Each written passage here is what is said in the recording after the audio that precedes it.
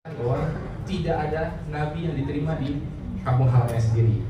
Tapi untungnya saya bukan nabi, nah, jadi saya di sini diterima, ya kan? Boleh ya? Amin. Maksudnya begini, karena kan kadang-kadang kalau saya datang ke Kambing ini kan gereja dari ibu saya, keluarga dari sini, orang tua di sini. Mungkin masih ada saudara-saudara, bapak ibu yang mengingat waktu di Bayangkari. Wah, saya suka bersih-bersih lari-lari. Mungkin seperti anak saya yang tadi juga ya, seperti itu lagu. Atau mungkin ada juga yang masih mengingat waktu di BIP, saya sebagai remaja ABG yang di pojokan main HP saja tiap hari. Kaget sahabat maksudnya. Tapi itu artinya apa? Jangan kecil hati, Bapak Ibu. Kalau anak saudara seperti itu, siapa tahu nanti dia besarnya bisa juga jadi pendeta. Dan saya juga mau minta maaf juga, pertama-tama kalau saya masih agak canggung kalau saya panggil Bapak Ibu. Jadi kalau saya tetap panggil Om Tante nggak apa-apa ya. Paling kalau yang rekan-rekan saya yang sepantaran dengan saya, kalau masa saya panggil Ami, jadi Ibu Ami kan kayaknya nggak enak juga, jadi ya kalau panggil nama aja nggak apa-apa ya, minta maaf ya. Oke, terima kasih kembali atas sambutan dan kesempatan yang boleh diberikan bagi saya untuk membawakan kabaran pada Sabat pagi hari ini. Judulnya adalah Karena Allah Berfirman. Oke, boleh ditampilkan slide-nya. Jadi, saya mau memulai dengan satu kutipan yang bukan berasal dari Ron Buat, namun ada sesuatu hal yang kalau menurut saya menarik. Dan ini adalah satu kutipan bukan dari Alkitab dan bukan dari Ron Buat, tetapi sesuatu yang saya rasa punya makna yang cukup dalam ya. Kalau boleh ditampilkan sudah bisa. Oke, sambil dulu tidak apa. Saya bacakan kutipannya adalah seperti ini. Aslinya dalam bahasa Jerman. Saya tidak bisa bahasa Jerman, jadi saya ambil bahasa Inggrisnya dan nanti ada terjemahan bahasa Indonesia. Dikatakan, He who has a why can endure anyhow. Oke. Dalam bahasa Indonesianya dikatakan, dia yang punya kenapa atau tahu kenapa dapat menanggung segala bagaimana. Jadi kutipan ini adalah dikatakan oleh seseorang filsuf dari Jerman yang bernama Friedrich Nietzsche. Dia hidup sekitar tahun 1800-an, pertengahan 1800-an lah. Dia hidup kalau bisa dibilang satu zaman dengan Nyonya White. Ya. Dan di zaman tahun 1800-an itu ada begitu banyak pergumulan di masa itu yang terjadi. Kalau saudara-saudara tahu di tahun 1800-an itu sebenarnya dari sisi dunia ada yang namanya disebut sebagai revolusi industri, ya, di mana pada saat itu orang menemukan bagaimana pabrik-pabrik yang menggunakan mesin-mesin uap, ya, yang tadinya kalau mungkin harus mengerjakan sesuatu itu harus dengan tangan, harus dengan pekerjaan manusia, akhirnya bisa dilakukan dengan mesin. Walaupun pada saat itu mesinnya masih agak tidak secanggih sekarang, tetapi sudah mulai. Lalu kemudian ada juga revolusi dari sisi secara politik, ya. Ada ada perang kemerdekaan Amerika tahun 1700-an, akhir 1700-an, lalu kemudian ada perang saudara di Amerika, lalu kemudian ada juga revolusi Prancis. Ada banyak begitu hal dari sisi politiknya. Dan dari sisi kerohanian, tahun 1800-an itu juga adalah tahun di mana, ya tentu kalau kita percaya terhadap sejarah gereja kita, adalah di mana muncul pergerakan Advent ini, ya. Dan bukan hanya Advent saja sebenarnya. Tahun 1800-an itu ada banyak orang bilang sebagai kebangkitan kerohanian. Ada pergerakan kerohanian sehingga menghasilkan denominasi baru, dan sayangnya pada saat itu muncul ya beberapa denominasi yang mungkin orang anggap sebagai kalau bahasa bidat, ya, seperti yang punya Alkitabnya sendiri, seperti dari gereja Mormon, atau yang punya nabinya sendiri, seperti dari Saksi Yehova. Dan kita sendiri muncul di tengah-tengah pergerakan itu sama-sama punya dalam tanda kutip nabinya sendiri, dan dalam tanda kutip juga punya Alkitabnya sendiri, yaitu Ron Buat. Bagaimana kita sebagai umat Advent bisa menyikapi hal ini? Nah, makanya Kembali ke kutipan itu tadi. Dia yang punya kenapa dapat menanggung segala bagaimana.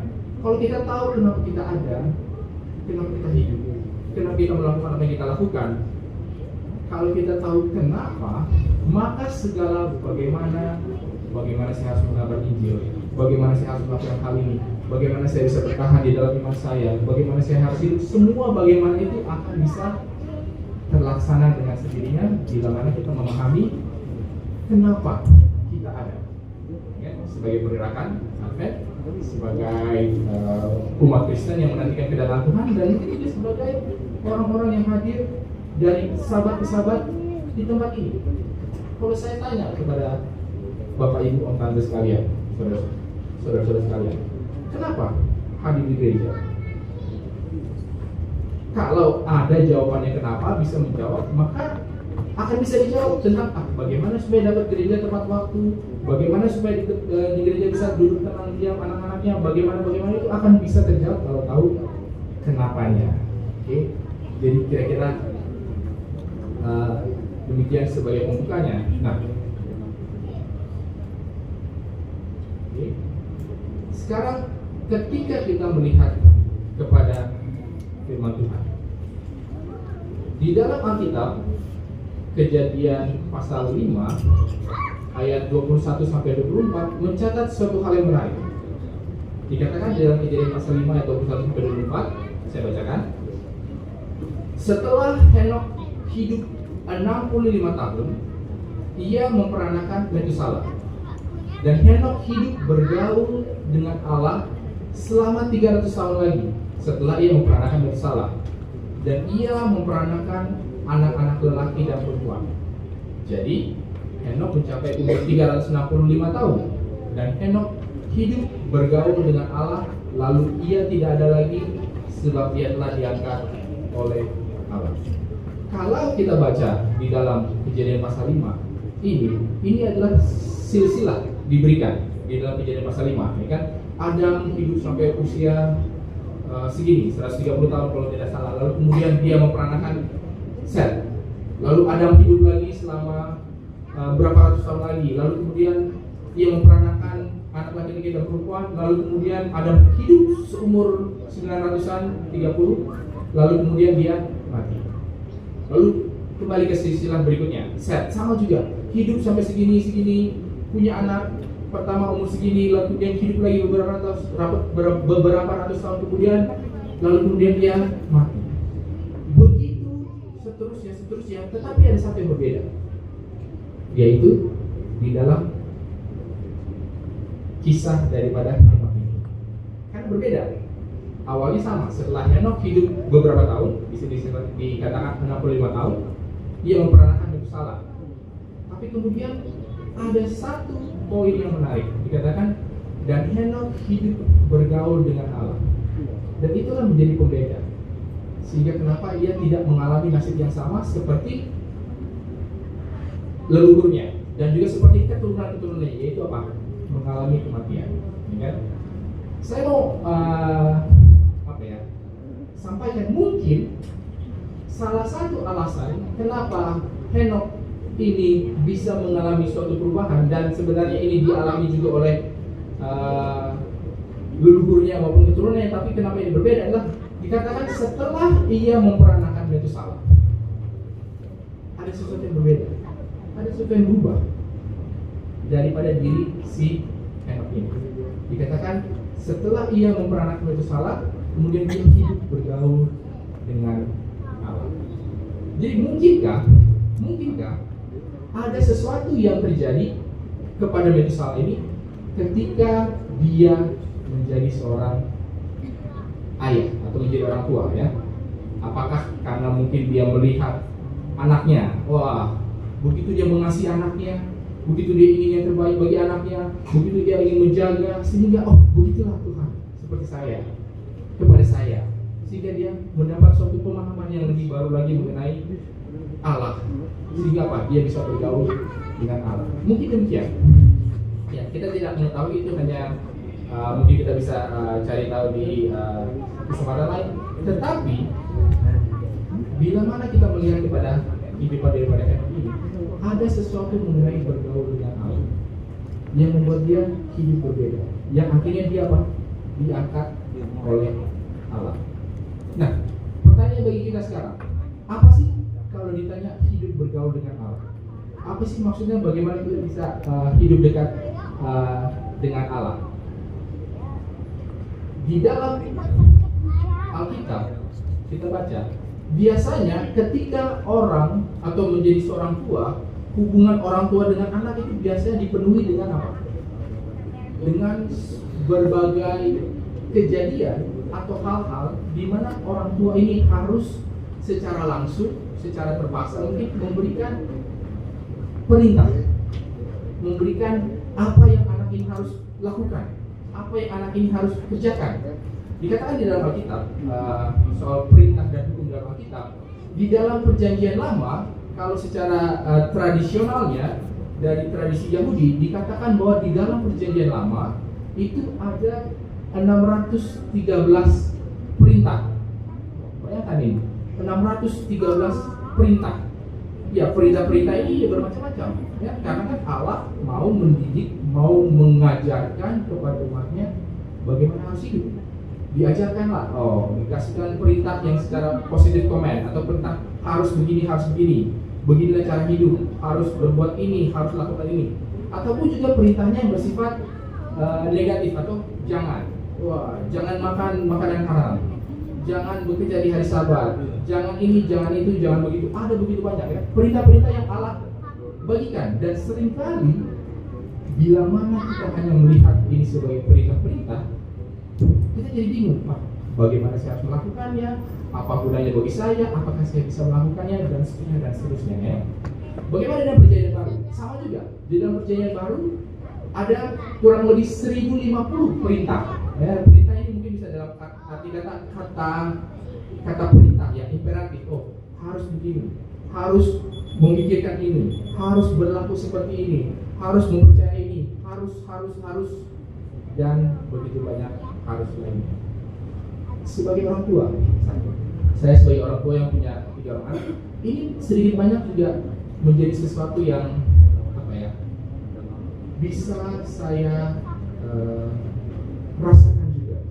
Bagaimana ketika saya melihat anak saya, nah, jangan main api, atau jangan main gunting, atau jangan main pisau, atau kalau malam harus tidur supaya besok bangun pagi cepat. Begitu banyak hal-hal yang kita sampaikan kepada anak kita, kepada orang yang mau kita didik, adalah supaya mereka bisa menjadi orang yang lebih baik. Bagi orang yang mendapatkan perintah ataupun suruhan, apakah itu adalah sesuatu yang enak? Apalagi ketika Allah berfirman ya, di dalam 1 Yohanes 5 ayat 3 dikatakan, sebab inilah kasih kepada Allah, yaitu bahwa kita menuruti perintah-perintahnya. Perintah-perintahnya itu tidak berat. Jadi ayat ini mengatakan bahwa di dalam Alkitab, bagaimana kita menunjukkan kasih kepada Allah adalah dengan menuruti perintah-perintahnya. Dan dikatakan perintah-perintahnya itu tidaklah berat.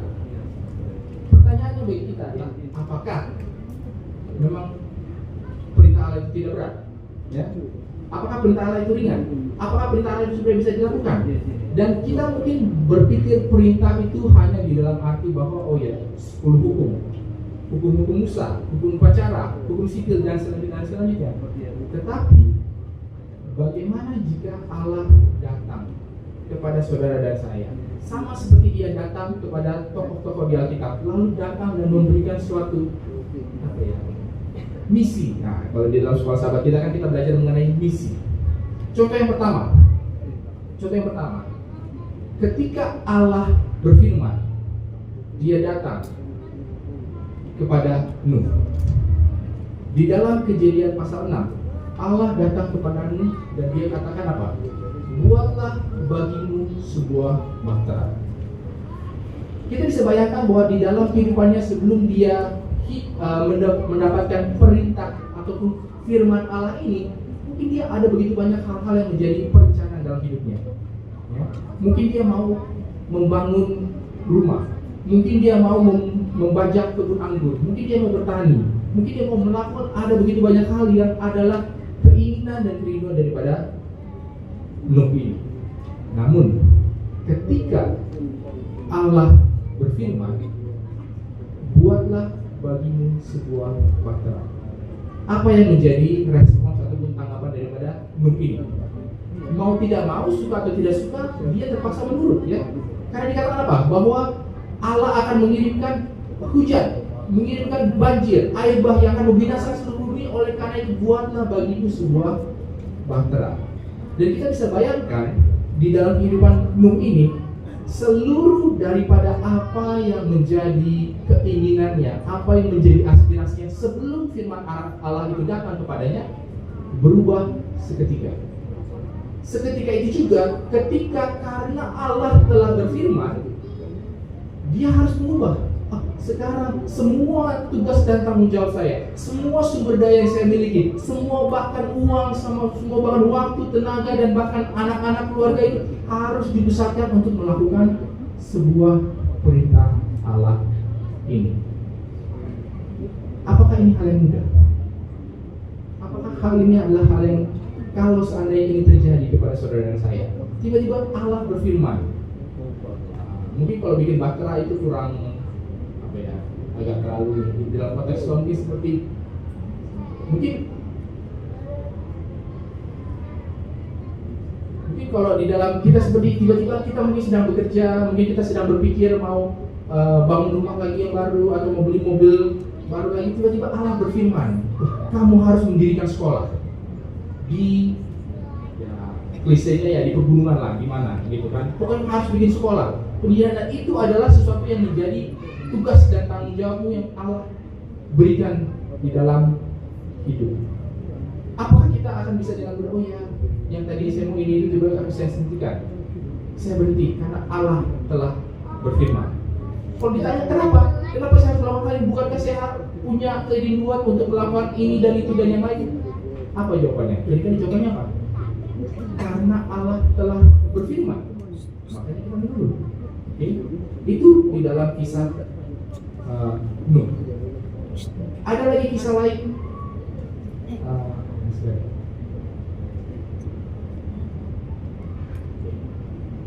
Ada lagi kisah lain, sama juga. Ketika Allah datang berfirman kepada seseorang, dan orang ini adalah kepada Abraham. Dikatakan firman Allah datang kepada Abraham, dan Allah berkata kepada Abraham ini pada saat itu, pergilah dari negeri, tinggalkanlah keluarga, sanak saudara, kampung halamanmu. Kemana? Ke negeri yang akan kuberikan, ke negeri yang akan kujanjikan kepadamu. Mungkin beberapa dari kita seperti itu juga ya, tidak disuruh melakukan sesuatu, tetapi Allah berbisik atau Allah mengatakan sesuatu, oh sepertinya saya dipanggil untuk keluar dari tempat di mana saya berada. Saya tidak tahu untuk apa. Mungkin saya dipanggil untuk pindah ke kota lain, atau mungkin saya dipanggil seperti ada bisikan untuk pergi mengganti pekerjaan saya. Mungkin seperti ada sesuatu misi baru yang Allah mau sampaikan. Bagaimanakah respons itu? Bagaimana kita bisa menanggapi hal ini? Bagi Abraham, janji Allah ini apa? Dia dengar, dia ikuti. Disuruh pindah, disuruh pergi, dia ikut. Walaupun tentunya tanpa masalah ya, dia ikut, tetapi bukan berarti segala sesuatu yang akan berlangsung dengan lancar. Segala sesuatu yang boleh terus menerus, boleh lancar-lancar aja, smooth aja, tenang-tenang aja, hidup aman, damai, tentram, tidak ya. Kita dapati di dalam kisahnya, begitu dia disuruh pindah keluar, dia pergi, lalu apa? Hal pertama yang dia alami, dia mengalami kelaparan. Wah, bagaimana nih? Bukankah saya pergi karena mengikuti firman Allah? Wah. Tapi kenapa akhirnya dari negeri yang aman dan nyaman pindah, tapi ada kelaparan? Waduh, akhirnya dia mungkin berpikir bagaimana akhirnya dia melarikan diri ke Mesir. Itu adalah kisah daripada Abraham. Atau mungkin beberapa puluh tahun sesudahnya, pada suatu malam dikatakan apa? Ambillah anakmu yang tunggal itu, yang engkau kasihi, yakni Ishak. Ya, di dalam Kejadian 22 itulah. Pergilah ke tanah Moria dan persembahkanlah dia di sana sebagai korban bakaran pada salah satu gunung yang akan kukatakan kepadamu. Bagaimana ini? Tiba-tiba datang sebuah firman kepada Abraham untuk melakukan hal ini. Waduh, bisa dibayangkan bahwa Abraham ini mungkin bingung. Mungkin dia tidak bisa tidak bisa percaya. Mungkin dia akan bertanya kenapa. Ya mungkin kalau tidak langsung kepada Tuhan tanya kenapanya, ya mungkin paling tidak bertanya kepada dirinya sendiri. Kenapa? Apakah benar ini saya harus lakukan ini? Dan jawabannya apa? Adalah karena Allah telah berfirman. Semua ini harus dilakukan seolah-olah karena Allah sudah mengatakan sesuatu. Atau mungkin tokoh yang terakhir, bagaimana dengan Ayub? Sama juga. Ayub ini adalah orang yang mungkin di dalam kehidupannya sementara sedang menjalani kehidupan yang baik. Dia seorang yang kaya, dia seorang yang takut akan Tuhan, mempunyai banyak ternak, punya banyak anak-anak. Tetapi karena suatu firman, ya mungkin firman ini tidak langsung kepada Ayub ya, tetapi firman ini datang kepada iblis, kepada setan ya. Dia kata apa? Segala yang dipunyainya ada dalam kuasamu. Wah, bayangkan tiba-tiba sementara kita sedang hidup, sedang nyaman-nyaman semua, kita sedang di gereja, kita aktif dalam pelayanan, anak-anak kita ikut juga mungkin di PA, di Pathfinder, semua sedang berjalan dengan baik. Tiba-tiba ada sesuatu yang terjadi yang tidak kita ketahui di belakang layar.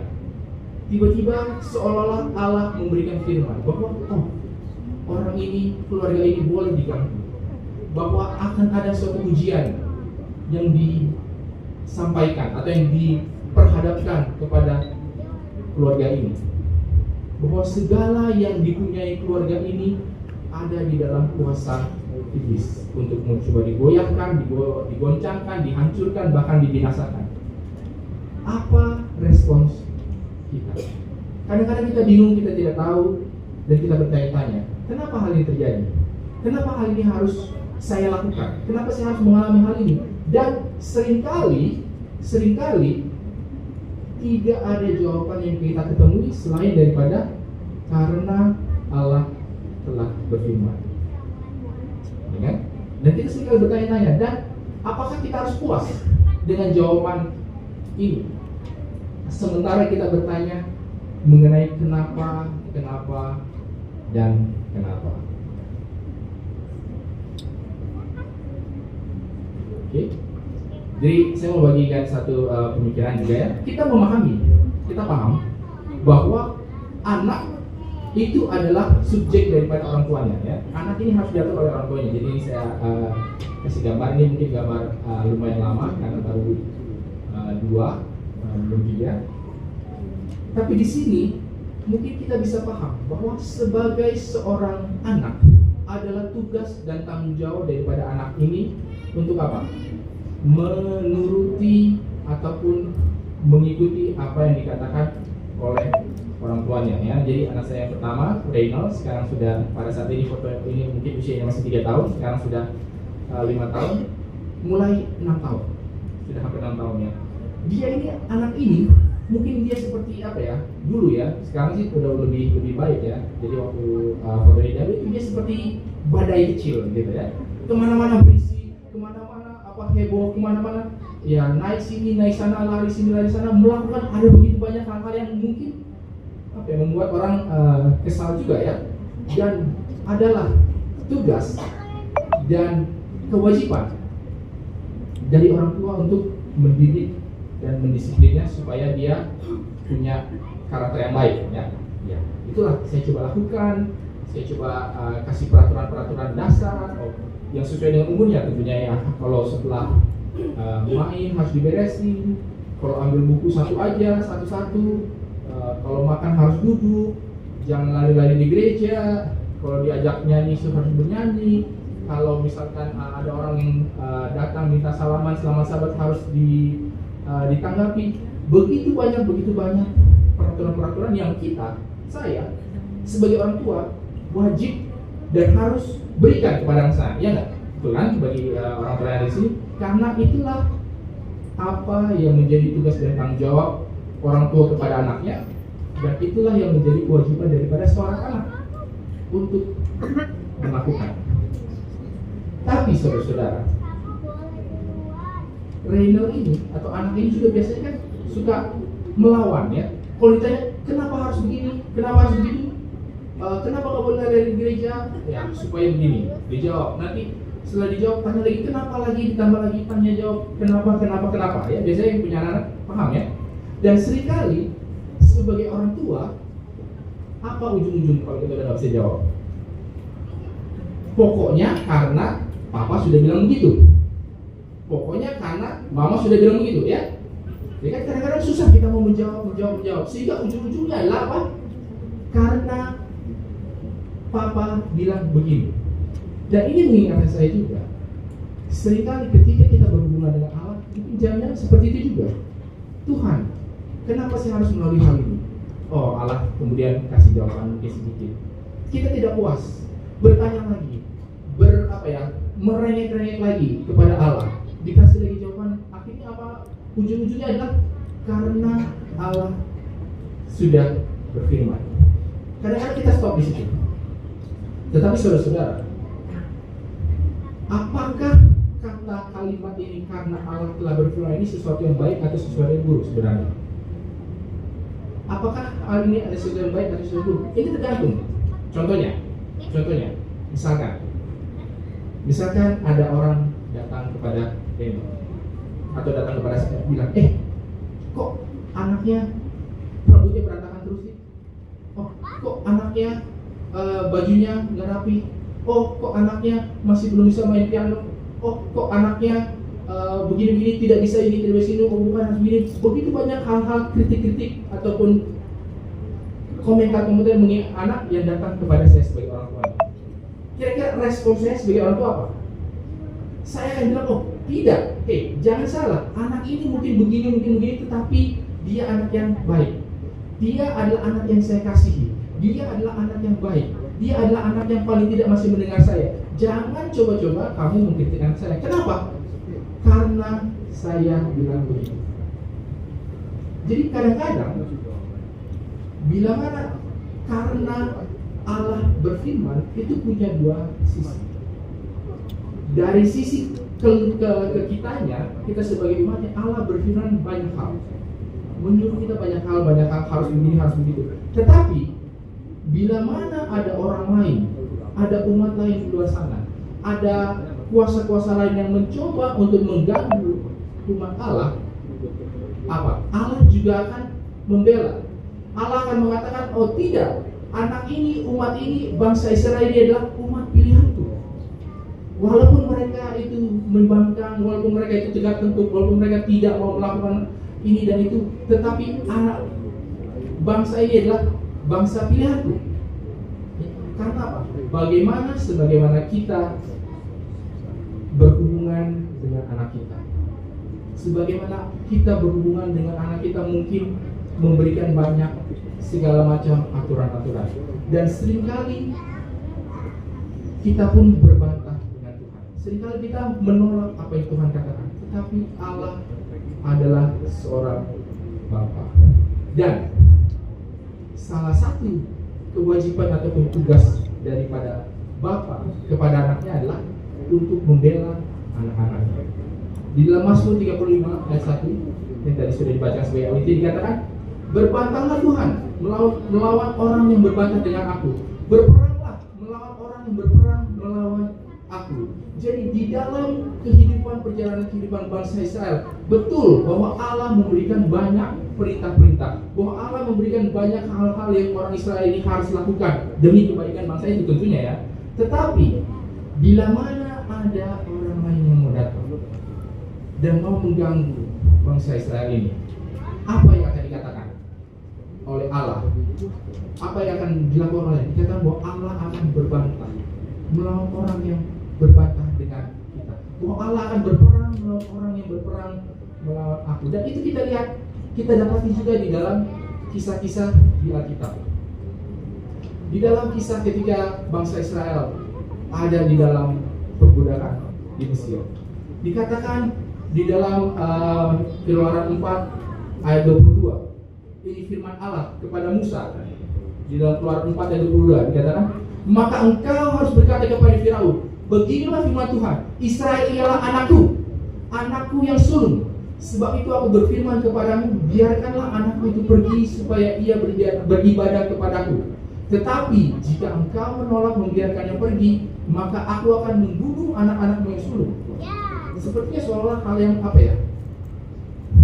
Kami itu bangsa Israel yang pada saat itu sudah jauh daripada Allah, yang sudah tidak mengenal, mungkin sudah mengikuti segala budaya, segala penyembahan, segala apa kekejian yang dilakukan oleh bangsa Mesir. Tetapi ketika Allah datang dan berbicara kepada yang di luar sana, apa yang dikatakan? Bahwa Israel ini adalah anakku, anakku yang sulung. Ya, jangan coba-coba. Sebab itu aku berfirman, biarkanlah anakku itu pergi, bebaskanlah anakku itu pergi supaya ia boleh datang hampir kepadaku. Ya? Jadi Allah pun juga berfirman. Ini ketika Allah menghadap kepada tantangan-tantangan yang ada di luar sana.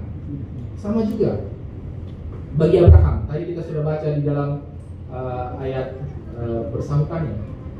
Apa yang menjadi janji, salah satu janji yang paling indah yang diberikan kepada Abraham oleh Allah sendiri? Dikatakan bahwa Allah betul memberikan firman. Berfirmanlah Tuhan kepada Abraham, pergilah dari negerimu dan dari sanak saudaramu dan dari rumahmu, dari rumah bapamu ini ke negeri yang akan kutunjukkan kepadamu. Okay? Ada suatu perintah yang sulit, ada sesuatu hal yang berat untuk dilakukan oleh Abraham. Tetapi ada juga janji yang dikatakan apa? Apa firman Allah kepada Abraham di dalam ayat yang kedua dan ketiga? Ada janji juga yang mengikuti daripada perintah ini. Dikatakan bahwa aku akan membuat engkau menjadi bangsa yang besar dan memberkati engkau, serta membuat namamu masyhur dan engkau akan menjadi berkat. Aku akan apa? Memberkati orang yang memberkati engkau dan mengutuk orang yang mengutuk engkau, dan olehmu semua kaum di muka bumi ini akan mendapatkan berkat. Bila mana kita memiliki suatu pemahaman bahwa Allah akan memberkati orang yang memberkati kita, bahwa Allah akan mengutuk orang yang mengutuk kita, bukankah ini membawa suatu kelegaan? Memang betul ada yang Allah firmankan. Tetapi Allah yang sama juga akan berfirman bahwa jangan coba-coba ganggu umat pilihan Allah. Jangan coba-coba hentikan dia. Jangan coba-coba taklukkan dia. Jangan coba-coba kuasai dia. Jangan coba-coba perbudak dia. Kenapa? Karena ini adalah umat pilihan. Karena orang ini, karena Abraham ini adalah orang yang sudah dipilih. Sama juga di dalam kisah yang lain yang tadi sudah disebutkan. Memang betul diberikan kebebasan seolah bagi kuasa-kuasa lain, mungkin untuk mengganggu Ayub, untuk mengganggu kita juga di dalam segala kehidupan, di dalam segala sesuatu apa yang kita kerjakan. Tetapi sama seperti bagaimana Allah membiarkan atau berfirman kepada kamu boleh lakukan ini kepada Ayub. Allah yang sama juga berfirman, juga melihat kepada diri daripada Ayub ini. Di dalam Ayub 1 ayat 8 dikatakan, lalu bertanyalah Tuhan kepada iblis, apakah engkau memperhatikan hambaku Ayub? Sebab tiada seorang pun di bumi seperti dia yang demikian saleh dan jujur, yang takut akan Allah dan menjauhi kejahatan. Membayangkan ketika Allah berfirman membela nama baik daripada Ayub, itu tadi di awal, ketika dia masih belum dicobai, ketika dia masih belum terlihat bahwa dia itu menderita, ketika dia memang masih terlihat bahwa dia itu memang seorang yang diberkati Allah, Allah memberikan sesuatu hal yang baik. Apakah kau lihat hambaku Ayub ini begitu baik, begitu saleh, tidak ada seorang pun yang di bumi seperti dia. Namun setelah dia mengalami pencobaan, mengalami kesusahan, mengalami penderitaan, dan orang-orang yang datang kepadanya, teman-teman terdekatnya pun juga mempertanyakan kesalehan, kebaikan, penyertaan Allah yang ada di dalam Ayub ini, dipertanyakan, segala sesuatu dipertanyakan. Wah, ini kisahnya panjang ya. Jadi kalau saudara-saudara baca, sebenarnya kisah Ayub itu sebenarnya kita itu hanya baca di dalam Ayub 1, Ayub 2, lalu Ayub 42 selesai. Kita lupa bahwa dari Ayub 3 sampai 41 itu ada begitu banyak bantahan, ada begitu banyak pergumulan, ada begitu banyak kritikan, hinaan kepada Ayub ini. Ya, dan Ayub sendiri pun banyak bertanya-tanya. Tapi kita tidak perhatikan hal itu. Kita hanya sampai kepada akhir, bahwa Ayub akhirnya selamat. Namun di dalam Ayub 42 ayat 7, jadi ketika Ayub ini selesai mendengarkan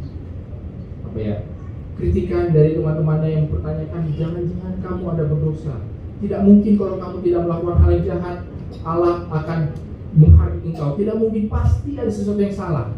Tapi di sini dalam Ayub 42 ayat 7 dikatakan, setelah Tuhan mengucapkan firman itu kepada Ayub, maka firman Tuhan kepada Elifas orang Teman, ini salah satu temannya daripada Ayub, murkaku menyala terhadap engkau dan terhadap kedua sahabatmu, karena kamu tidak berkata benar tentang aku seperti hambaku Ayub. Jadi Tuhan membela Ayub ini, bahkan setelah teman-temannya itu pun istilahnya bukan meninggalkan lah, tapi mempertanyakan, kenapa si Ayub ini? Jangan-jangan Ayub ini yang salah. Tetapi di sini dikatakan bahwa Tuhan membela, sehingga dia murkaku menyala terhadap engkau yang berani-berani mengejek, engkau yang berani-berani mempersalahkan daripada hambaku Ayub ini.